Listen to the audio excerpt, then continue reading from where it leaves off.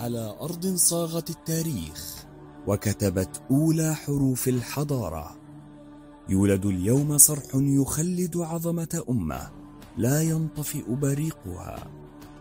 رؤية أرادتها مصر ببناء أعظم متحف للحضارة الإنسانية على وجه الأرض.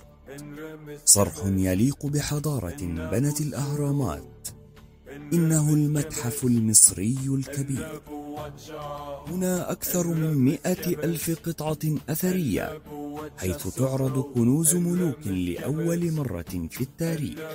كل ركن فيه يحكي سرا، وكل قطعة تنطق بالحياة من جديد.